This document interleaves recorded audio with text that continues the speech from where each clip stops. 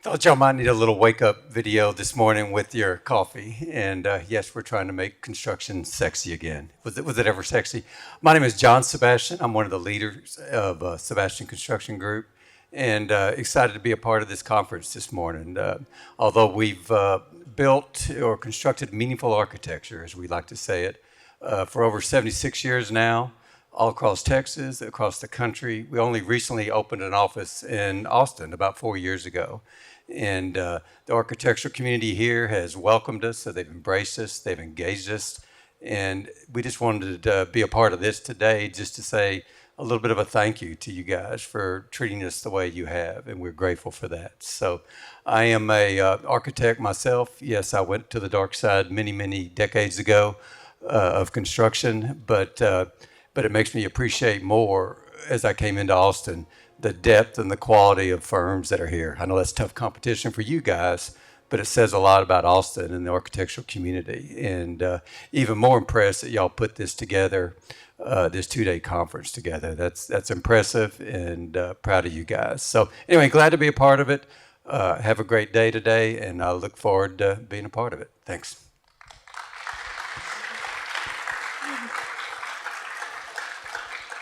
Thank you so much, John and Sebastian. We're excited to learn more about your offerings, and that video is beautiful. My son would love that.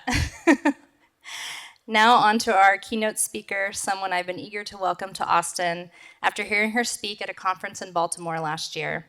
Tracy Hadden Loh is a powerhouse of knowledge and insight when it comes to the value of U.S. downtowns and what we can do to make ours more vibrant and resilient.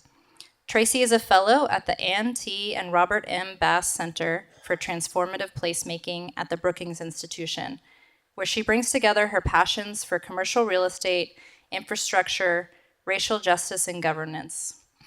Her recent work, including co-authoring chapters in Hyperlocal, Place Governance in a Fragmented World, is shaping the conversation about the future of our cities. Tracy, it's an absolute privilege to have you here. Please help me welcome Tracy Hadden Loh.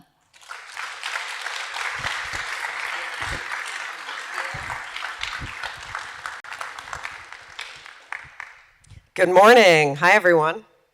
Just going to fire up my notes here.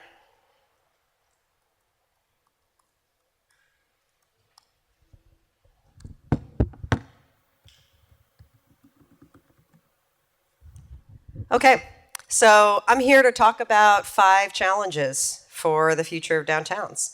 And each of these is a design challenge, but maybe not one that architects are typically in the room solving. So I want to challenge everyone who's in the room here today to imagine what it would take to get yourself in that room and to be a part of the solutions to these challenges, all of which I firmly believe are within reach.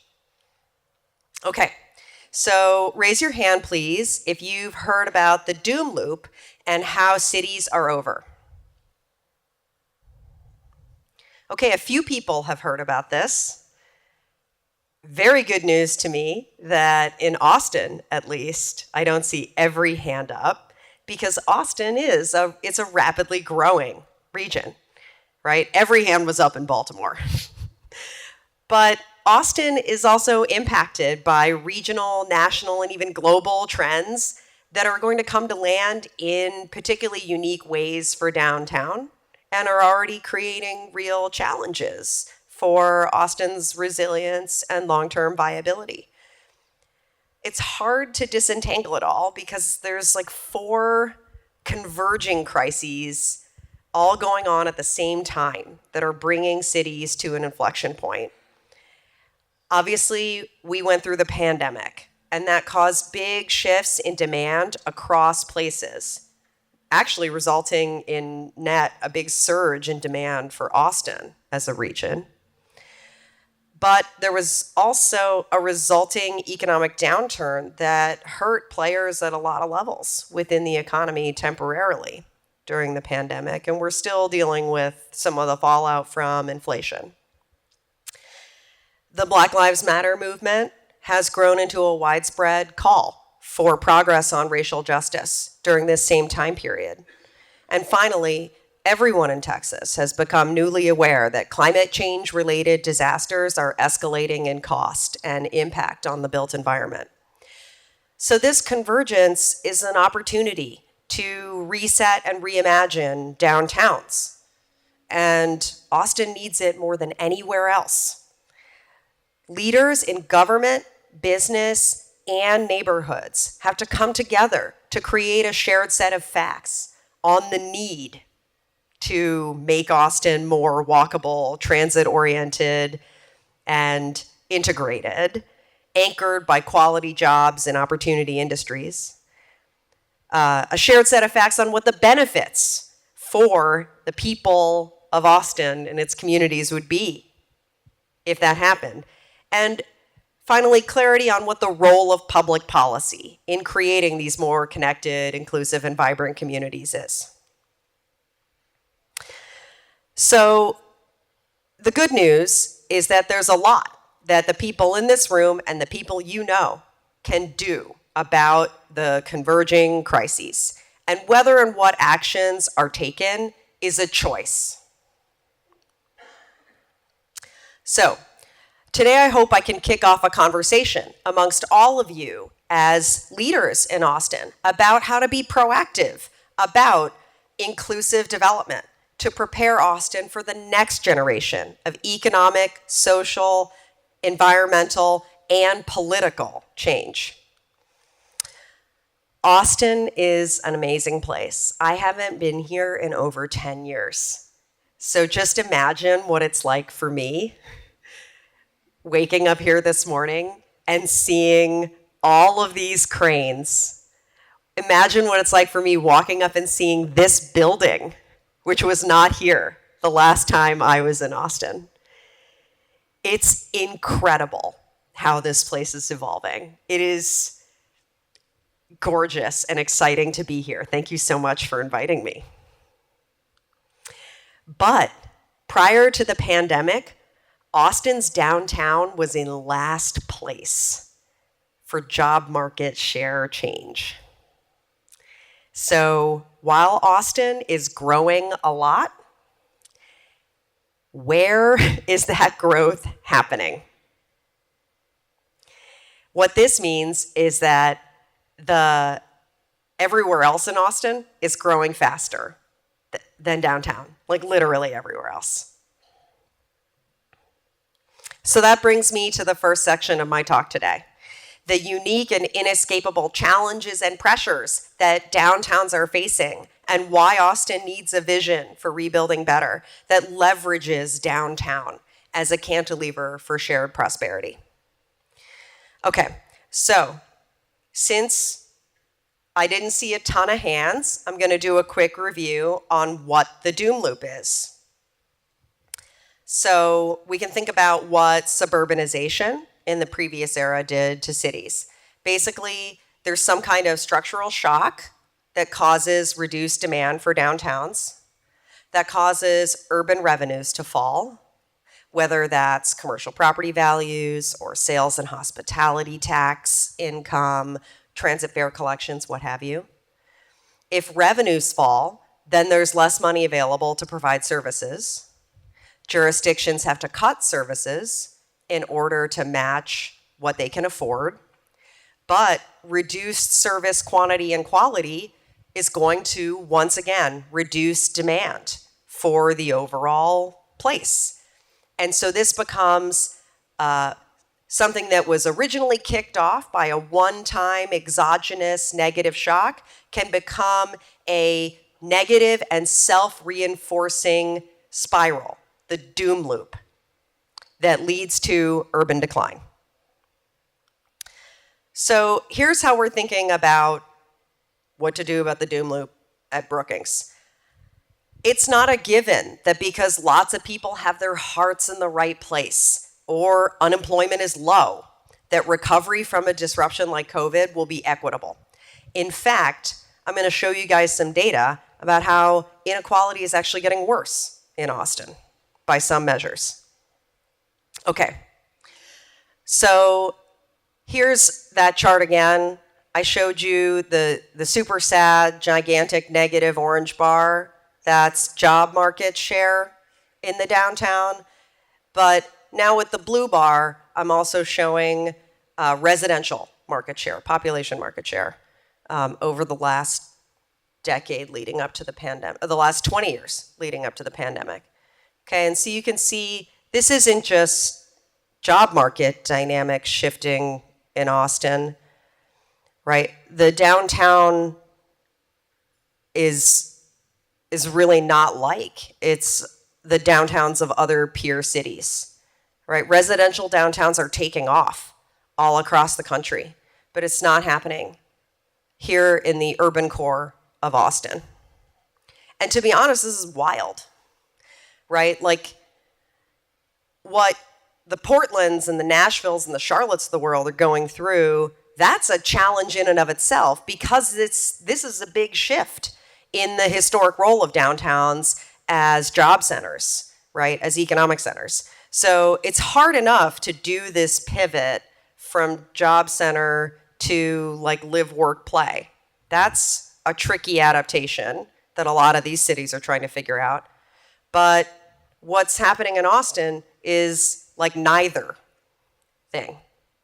And it makes me wonder, like, what's traffic like around here?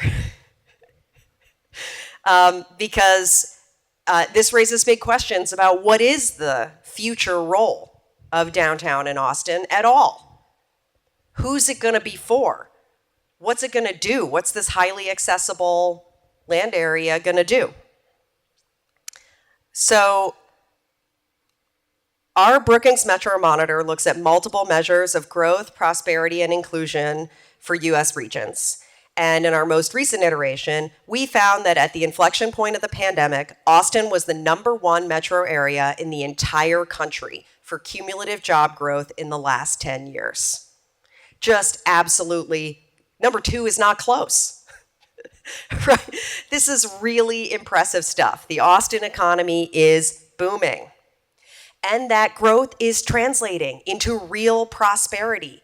So what I'm showing here is the 10-year percent change in the average annual wage. So that growth is actually translating into more money in the pockets of people who live in the Austin metro area, which is awesome. But not everyone is getting a piece of the pie, right? So what we see here is that while other high growth regions in and out of the Sun Belt are seeing big reductions in the relative poverty rate, Austin is like barely hitting par, just hitting slightly above par in terms of what's happening across all large metro areas. And here's another way of looking at how that needle is wobbling on inequality. So what I'm showing here is that wage inequality is getting better, okay? So I know we're used to seeing like a minus and thinking that's bad, that it's like a negative number, but this number is the gap between the median earnings of the white population and the median earnings of people of color. So that gap getting smaller is a good thing for equality. And in most places in the country, this gap is getting bigger. So the fact that this gap is getting smaller in Austin is a good thing. But geographic inequality is getting a lot worse, like horrifically worse. So what I'm showing on the right is the change in the gap between the wealthiest quintile of neighborhoods in the Austin metro area, their median income, and the bottom quintile of neighborhoods in median household income. And that gap is getting dramatically bigger. So this kind of gives you an idea of how, like on the previous slide I showed, like average annual wages are going up. This is like extremely high income earners who live in high income neighborhoods, like dragging up the average, as opposed to the people in the lowest income neighborhoods getting more money. So there's more wealth within the region, but it's concentrated in the hands of a few neighborhoods. Okay, so that brings me to the next section of my talk. There's a broad perception out there that downtowns are like the symbol for that problem, right, of geographic inequality. That downtowns are fundamentally inequitable and obsolete, and if you try to do anything about it, right, to like invest in downtown, try to adapt it, fix it up, that's just allowing downtown to suck up investment that's actually needed in those disadvantaged neighborhoods where income inequality is getting worse. Okay, so what if that's true? But also, what if there was a way for downtowns to be a key component of the solutions that Austin needs right now?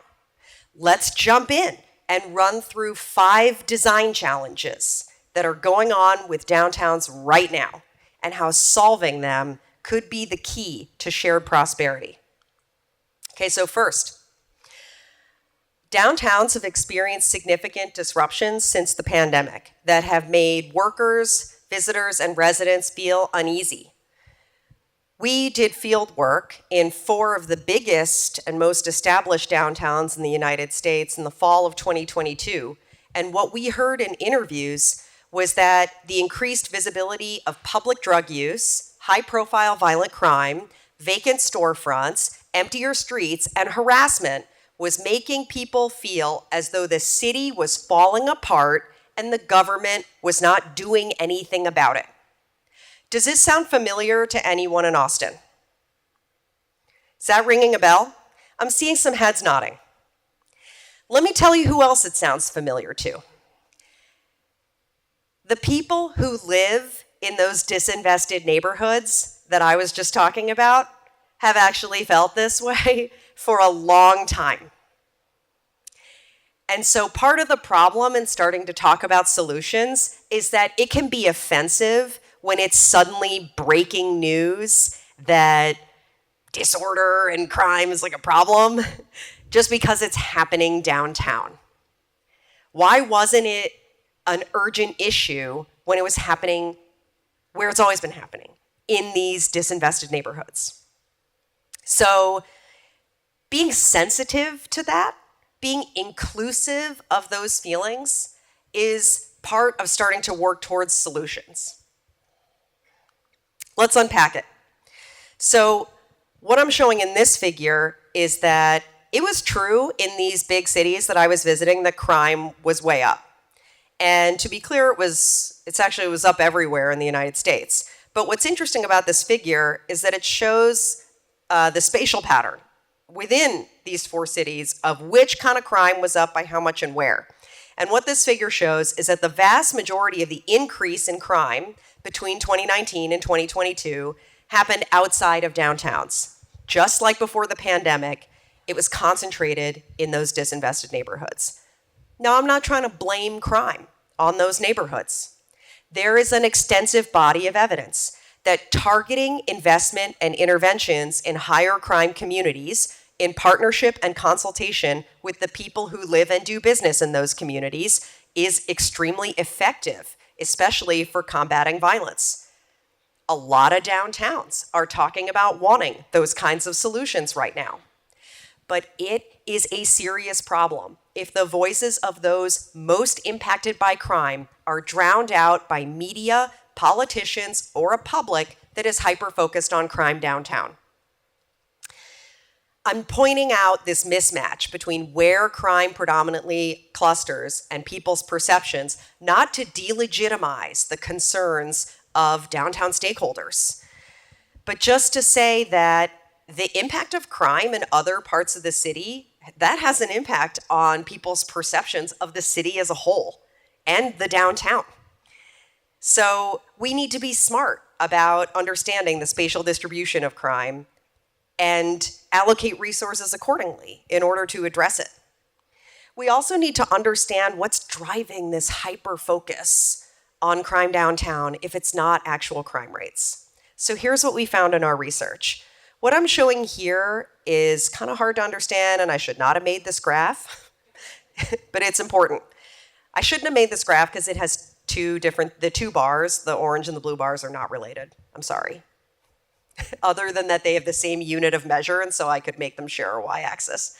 Okay, so the first thing that I'm showing here is in the blue bars that the kind of violent crime that's happening everywhere right now is really different from what we were used to in 2019 before the pandemic. There are fewer assaults happening these days, but more homicides.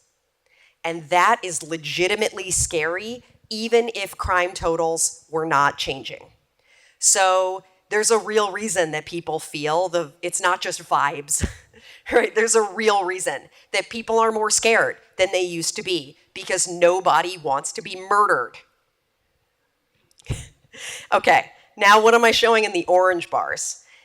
The orange bars are the change in the relative share of crime happening downtown. And actually, like, there's one orange bar on this graph, right, that's kind of big, right? That's New York. The previous figure told us that the share of violent crime happening downtown increased 2 percentage points in Manhattan between 2019 and 2022. And it doesn't sound like a huge deal when I say it that way, right? 2%, please. Rounding error, right? Doesn't sound like a big deal. But what the orange bar in this second figure is showing is that 2% increase, that was a 22% increase from the previous baseline. Well, when I say it that way, 22% increase, that feels massive. New York's downtown is still one of the safest places to be in the entire city. It has the lowest absolute share of violent crime of pretty much any city in the United States. But this increase from such a low baseline generated extensive national media coverage that those of us who don't even live in New York or go there that often had to hear about, right? Members of Congress were going to New York and holding press conferences about this. It was having a real impact on perception, and that was generating crime vibes. So, let's talk about Austin. You guys can help me test my little hypothesis here. Because here's what I saw when I looked at crime trends in Austin. Crime went down in Austin over the pandemic, right? There was a little blip in 2022, but it's down 7% since 2020. Is that the vibe? Yeah? People in Austin feel safe. You're aware that crime is down. Consistently, crime downtown has been 15 to 16% of all crime in the city. There's never been a change in the share of crime that happens downtown. So what's the local rhetoric around downtown? Is everyone like, this is safe, I feel safe? Or are there concerns? Concerns. I thought so. And so that brings me to my next hypothesis, which this is not the same as the New York situation, right? Where that increase from the baseline was like generating the vibes. There's a real concern about what's happening in downtown Austin, but something other than actual crime is driving it. That does not mean that we do not need to know what it is or address it. It just means that whatever it is, flooding the zone with cops is probably not going to solve it because the share of crime downtown is still the same. So we have to be clear about what we would even be asking them to do if we thought that was the solution to the perception, the real perception issue that's going on right now. So I'm going to jump ahead in the order of my slides and my talk and come back to some favorite architecture stuff in a minute. I promise I'm coming back to all this really, really good stuff. Okay, I want to talk about this right now because this is my hypothesis about what's going on. Homelessness has surged tremendously in the United States. And what we heard when we did our interviews across all these downtowns in the fall of 2022 is, yes, the fear of getting like literally murdered, right? Because murder, if assault is becoming less common, but murder is becoming more common. But we also heard about all this other stuff, right? About just like disorder, drug use, trash, harassment, right? The sense that downtown was out of control and that no one was trying to fix it, that's scary. It's legitimately scary. And so I want to be clear here that homelessness it's a huge problem. It's a huge problem for all of society. It's, of course, obviously also a problem for the people experiencing it. The issue is that since the primary cause of homelessness is regional housing costs, and the pain of homelessness is not experienced equally by everyone in a region, it's going to be hardest on the people going through it. Then there's going to be that concentrated impact on downtowns because people experiencing homelessness are naturally drawn to downtowns. They are in profound need of the same benefits of proximity that downtown provides to employers, right? The same reasons they want to locate there. Access to information, access to other people, safety, human connection. So, look at where Austin is on this list of cities. It's really high up in terms of, where Austin is in terms of the rate of homelessness. Is anyone surprised by where Austin is here? Is there anyone who thought it was actually worse than this? Maybe, right? Because actually, the thing that I find really interesting about this graph is that homelessness in Austin went down 25% in 1 year. So here's another way to see that. This is what's been going on post-pandemic. So what we see here is that we actually do know what to do in order to reduce homelessness and create a sense that someone's doing something about what's happening on the street, right? Austin's been doing a lot of things, converting hotels into shelters, adding new housing, investing in finding home ATX, tiny homes, safe camping. Austin should be incredibly proud of this progress and should double down on it because this is what's going to create the sense that someone is taking back the streets and bringing order to downtown. It is possible to functionally end homelessness, and this amount of progress in 1 year this is the opposite of what's happening almost everywhere else in the United States. So I'm surprised this isn't like a bigger national story. Maybe it's just because this is still like so recent that Austin has made these kind of investments. That, look, as you go into the next budget season, what I would say is like, this is incredible. Whatever it's taken to get this progress, these are the kinds of investments that should continue. Okay, so now I'm going to go back to the regularly scheduled programming. Okay, so we'll call this the third reason, since I skipped to homelessness. We'll call this the third design challenge. the need to understand adaptive reuse and resilience. Okay, and I thank you all for your patience here. I am an elder millennial, and so I communicate through memes. It's really the only thing I know how to do. And this is a meme called Galaxy Brain. So what I'm showing on the left is the narrative that's dominating a lot of US cities right now, right? That offices are over. That's okay, because too many offices were bad anyway. And we're going to fix it by converting all of the offices into apartments, because demand from residents can be a substitute for demand from workers. And it's extremely urgent that we do this right now and before we do anything else, because cities are about to go broke and office conversions are going to solve the housing crisis. I'm in Austin, and so I hope that everyone here can tell that every single level of Galaxy Brain here is actually a myth, right? Austin is living proof that none of this is true. For starters, the office vacancy rate should not be the only measure of downtown vibrancy or distress. The office vacancy rate in downtown Tampa is only 7%. A lot of downtowns would kill for that right now, including Austin, but raise your hand if you think that downtown Tampa is the best downtown in the United States. That is so weird how I don't see a single hand. Yeah, it's almost like that one statistic isn't telling us everything we need to know about whether a place is resilient and has a future or not.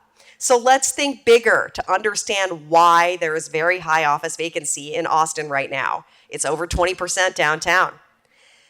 In basically any age city, it makes sense that the downtown itself is older. That's just how cities work. As the economy and society evolve, what we need from the built environment changes. But what if instead the built environment stays the same while economy and society move on? What you're going to end up with is vacant and unused buildings. And in high growth areas, those may be located right next to new construction. You can end up with this paradox of very strong demand for new construction at the same time as you have all this obsolete product just sitting right there. To deal with that, over time, strong and successful places need to be able to change and evolve. Does Austin's current fiscal structure, regulatory regime, or commercial real estate business model enable that kind of flexibility and resilience? You guys know better than me. You tell me. Is Austin doing what it needs to do in order to respond? Office use continues. What's going on in downtown Austin is actually not too many offices. It's too little of everything else. Housing strengthens demand for offices and other stuff, so it needs to be easier to add housing both in the core and close to it, right around it. The residential tax base in Austin is probably stronger than ever. So this is not a matter of being able to afford to do something about this or not. But ultimately, office conversions are going to be a very pricey way of adding housing supply. And I think Austin has demonstrated that there's a lot of other ways to build housing besides jamming it into old offices. Okay, so the next design challenge is about the future of transit. And I know this is a really big, hot topic in Austin. So we got to talk about the bus. Have you guys heard that transit's in trouble and no one's riding it anymore? Yeah, it's true. Cap Metro is having a slowish recovery. Ridership is only 82% of pre-COVID. But does it surprise you to hear that ridership on Nashville's bus system is now back to what it was before the pandemic? And that Cap Metro's recovery is actually outperforming most peers, including my own transit authority in the Washington, D.C. area? Everything is relative, right? And so from Cap Metro's current position, we can see actually that the demand fundamentals are strong and that the transit system is being operated effectively to serve that demand, but there's still room to improve, right? We can see both those things at the same time. That while CapMetro's overall position relative to peers is actually strong, there are still peers who are doing better. And so it makes sense to look for low-hanging fruit to improve. What's Nashville doing? Okay. The reason to get motivated about it is that if Austin's activity centers, including downtown, could be better served by high-quality transit, it would be a game changer. Downtown real estate would benefit dramatically if Austin could really figure out transit and get Project Connect done. The upside payoff here is huge. In cities that have high transit utilization, what you see in the downtown is exponentially less parking, right? And this is not, I'm not saying like everyone is taking the train in any of these cities, right? We're seeing like even in the highest mode share region in New York, less than 14% of all trips are made by transit. So even these kind of incremental improvements in transit in the right locations allow those locations to allocate less space to parking. That land is then available for other more productive, more economically productive land uses, whether that's housing or jobs. And that ultimately enriches the entire city and region by allowing these places that are already served by infrastructure to do more without needing to simply build more new infrastructure at the fringe. So, what you see here is that if you can figure out this good stuff instead of parking thing by building transit that works, you basically get another free downtown in the same location as the other one, where all the parking is right now. That's an exciting idea for as far as real estate goes. Okay, and so now on to my last design challenge for the future of downtowns. Thank you for your patience as I get through all of these. What I'm showing here is a graph from researchers at the University of Toronto and UC Berkeley who used a data set derived from like cell phone location, digital tracking technology to compare unique visits to downtown in 2019 to the present. By their metric, they say that Las Vegas is the #1 most recovered downtown in the US and Canada. Okay, I need another show of hands. Who thinks that downtown Las Vegas is the most vibrant downtown in the United States? Once again, 0 hands. Right? So we need to ask some basic questions here about what downtowns are for. That's the question that Austin needs to be asking right now. Because actually, once again, this is kind of similar to the transit situation. Austin's not the best, but it's not the worst. So some strong fundamentals and some room for improvement. So what we see here is, this is the explanation for why Las Vegas is popping out on top, okay? The metric is based on unique visits. So while that does capture changes in office utilization on a daily, weekly, or seasonal basis, it's more sensitive to jobs shifting from in-person office work to fully remote work, jobs relocating outside the downtown altogether, or changes in tourism and other non-work travel. And that last one is clearly the bingo for Vegas, right? Or Tampa.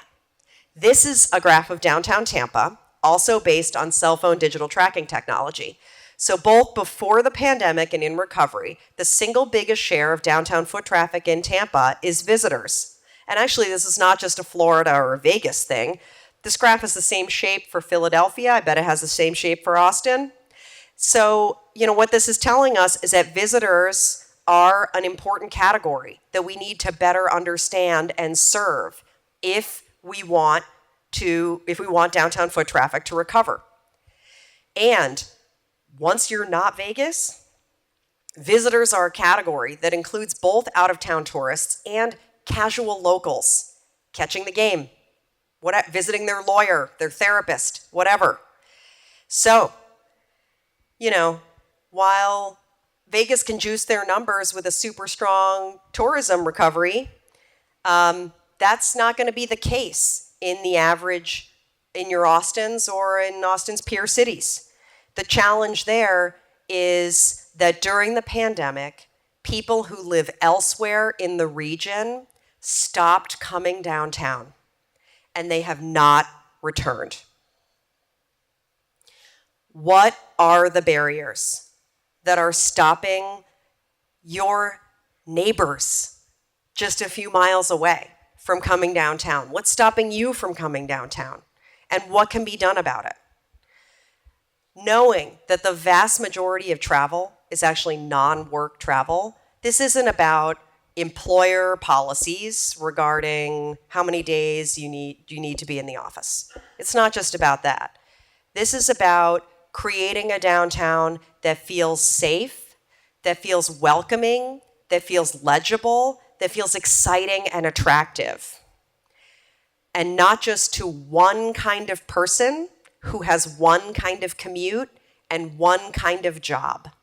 A downtown that's for everyone, not just those who work 9 to 5 in an office. A downtown for grandma and grandpa, a downtown for little kids, and a downtown for people in all neighborhoods. It's hard to get that right. Most cities in the United States aren't nailing this one right now, which is why Vegas has the #1 spot. But that could change. That is a matter of addressing all of these other design challenges and addressing this final design challenge of what does a place look like that has all those characteristics that I described, that's livable and lovable. That is fundamentally a design challenge more than anything else. But are we free to actually do something about it? That's the question we need to ask and answer. Okay, so now I'm going to wrap it up with the last section of my talk. Perceptions matter because everyone should be able to feel and be safe, but also because perceptions can drive policy in a way that will inadvertently make us all less safe. So, we can't ignore or argue with perceptions. Instead, we need to get smart about tailoring crime responses to high and low crime areas.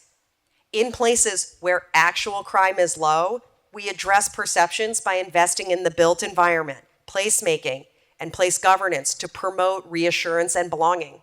And actually, different versions of that will also work in high crime places. Austin needs to make the regional economic development strategy strengthening existing activity centers like downtown, right? Because that's the easiest and most important way to do that.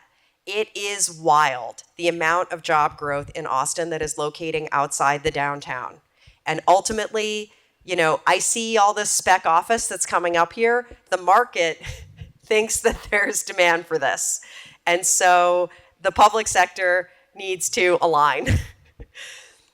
I have never seen a downtown job center as weak as Austin's relative to the rest of the region.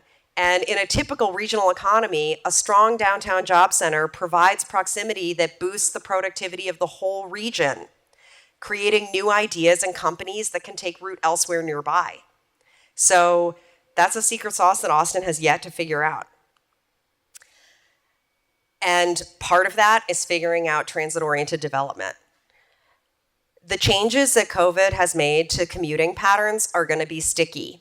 And the broader changes to Austin's economic geography in terms of all these jobs that have already located somewhere else, that's not going to change. And that is like a permanent challenge for transit agencies. But it's not an insurmountable one. Higher quality and better integrated transit service, connecting activity centers throughout a region has the potential to produce high ridership, not tied to office commutes.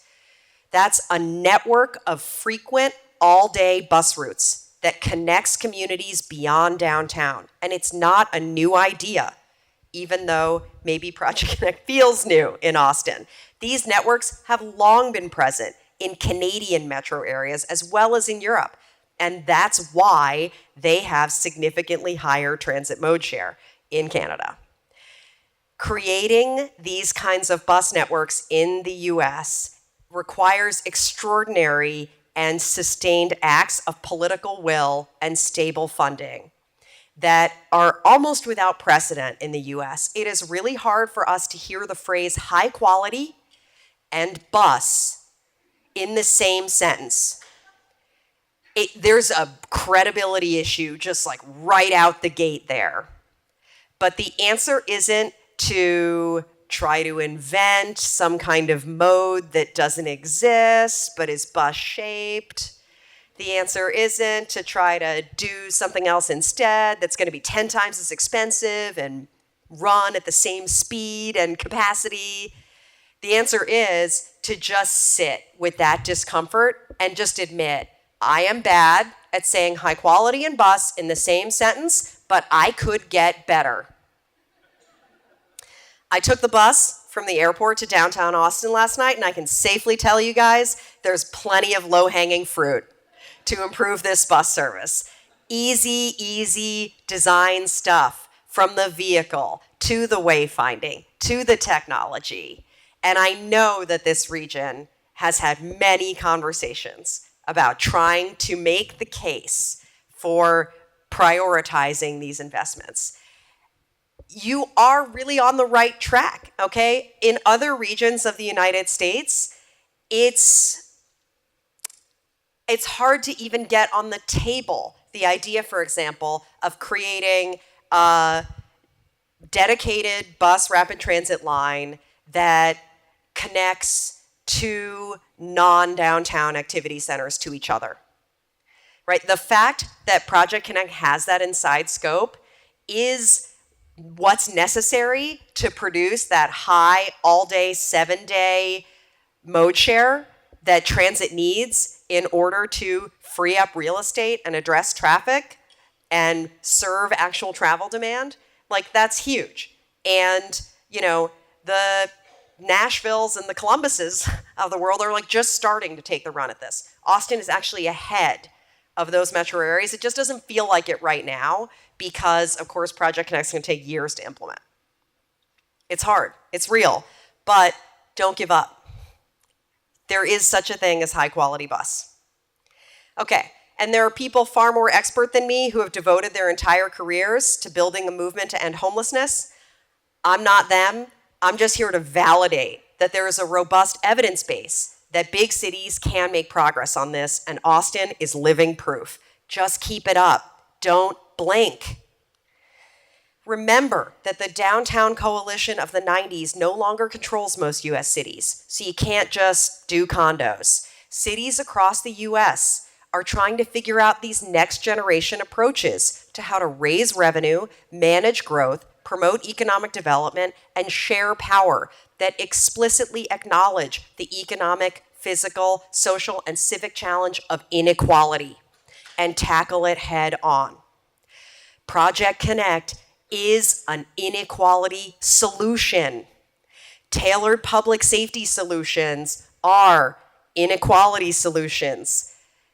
That will create new value for downtown land and entitlements that can then be shared with neighborhoods and will generate the kind of regional revenue needed to continue addressing homelessness. We are in a time of heightened partisanship and division.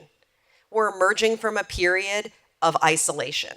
We want to recover, and it feels like the right thing to do is to forget. But I don't think we can dismiss or underestimate what we've been through. I'm not suggesting that we dwell on it in a way that's unhealthy. We need to literally work through it, like a lens refracting light, so that we can try some different angles. And I hope that the next time I'm here, it's to talk about all of these design challenges being solved and the 5 ways that Austin is right about the future of downtowns and how to enjoy it. Thank you. Absolutely. Sounds like we have time for 1 or 2 questions from the audience if anyone has any questions for Tracy.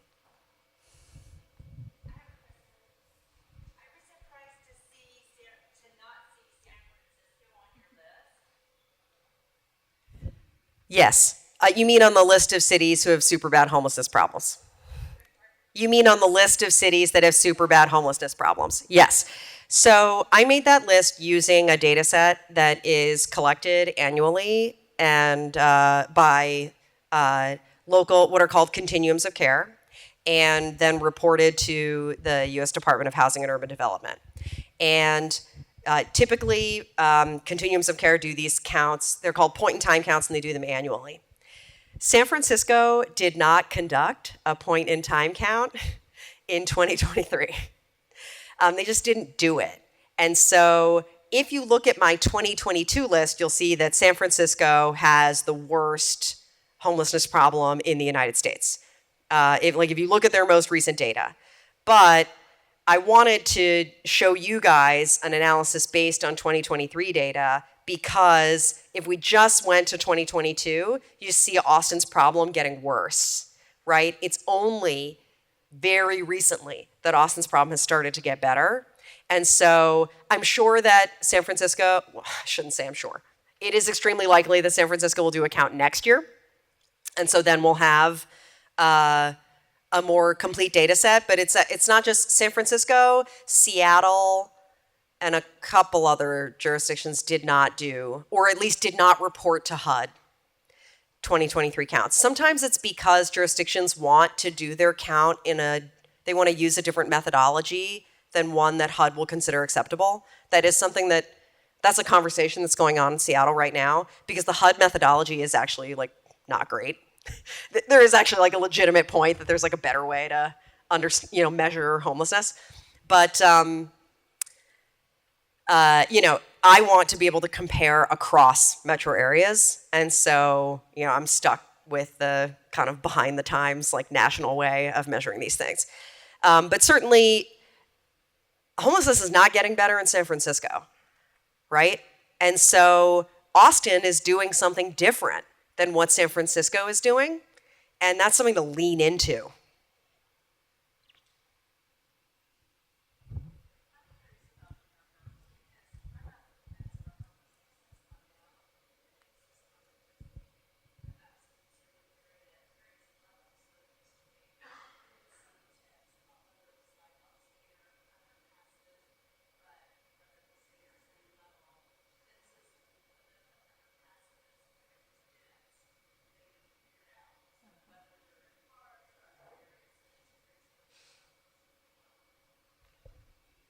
Yeah, these numbers are inclusive of people who live in shelters or in transitional housing. So they include people who are experiencing homelessness, but who are not sleeping outside. That said, you are right that the reason people think these numbers are a bad way to measure homelessness is because it doesn't really capture people who are sleeping in their cars, people who have doubled up with family members or friends. There's a lot of people who are what's called housing insecure, who are not captured by these data. But that said, this is the most consistent data source that we have, and it is inclusive of everyone who is in shelter, but not in their own home. And so a big piece, while Austin has had a big shift in terms of the share of people experiencing homelessness who are unsheltered, who are sleeping outside at night, there is also building housing and offering transitional services is working. What's captured in these numbers is also people transitioning from the shelter system into their own housing.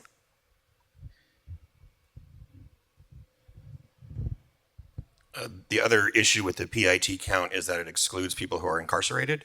And so ECHO actually did in Austin a count also to supplement, and it was 669 compared to the 2,300 something, 74, I think, in 2023. So when in Austin, we voted out of our great compassion and progressiveness to ban homelessness and to criminalize homelessness in Austin, a large portion of that decrease is because the people who were incarcerated due to homelessness were not included in that count. Right, and I think that's a really important point to make because the temptation for local jurisdictions to try to solve this by just using jails as shelters is enormous. And there are jurisdictions where this is like all but the official policy. Like, for example, like Atlanta has not made major investments in shelter or housing, and they're just putting everyone in the city jail. And that is an extremely expensive and ineffective way of essentially just like partially fudging the number, right? That like it doesn't make anyone less homeless. It actually makes it like harder to transition people to housing because now they're like traumatized and have a record, and it's just very expensive, right? Like we did a 5-city scan of how much it costs to keep someone in jail per night versus in an emergency shelter versus in supportive housing versus in a hospital versus in market rate housing. And the hospital is the only thing that's more expensive than jail.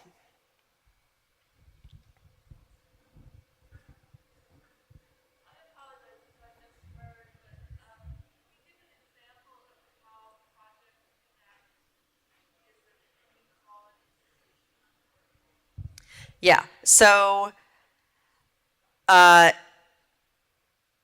issue with the geographic inequality statistic that I shared at the beginning of the talk is that incomes in the median household incomes in the poorest neighborhoods are stagnating while incomes in the wealthiest neighborhoods are growing.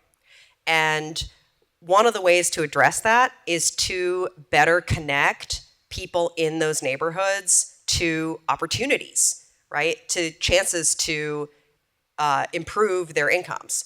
But you trying to rely on cars to connect people to opportunities is like the most expensive possible way that like totally outsources the cost of making those connections to opportunity to the households that can least afford it. And so high quality transit that connects neighborhoods to activity centers is a way to connect people to higher paying jobs. And this is not just about downtown, but this actually is true even of downtowns. That like in the United States, it's pretty typical that half or more of the jobs in the downtown do not require a college degree, but pay a wage premium relative to jobs in the area as a whole.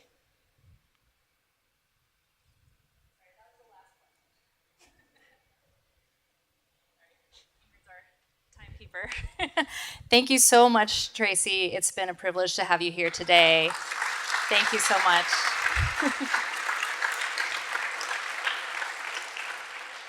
And Sebastian, thank you so much for your support as well. Just a few housekeeping items. As we wrap up the session, I want to remind everyone to check out the exhibitors, collect those codes for the event game, and of course, enjoy the rest of the conference. A big thank you to our sponsors, Keynote Lanyard, gift, lunch, and break sponsors, including Brain Consulting, Sebastian, Rogers O'Brien Construction, Austin Energy Green Building, Anderson Windows and Doors, Lake Flato, Matt Rig Homes, TCA Drone and Scan, and Weather Shield Windows and Doors. Also, for anyone who did not scan this session, if you can raise your hand, I believe Rob is going to come scan your badge. Thank you so much. Enjoy the rest of the conference.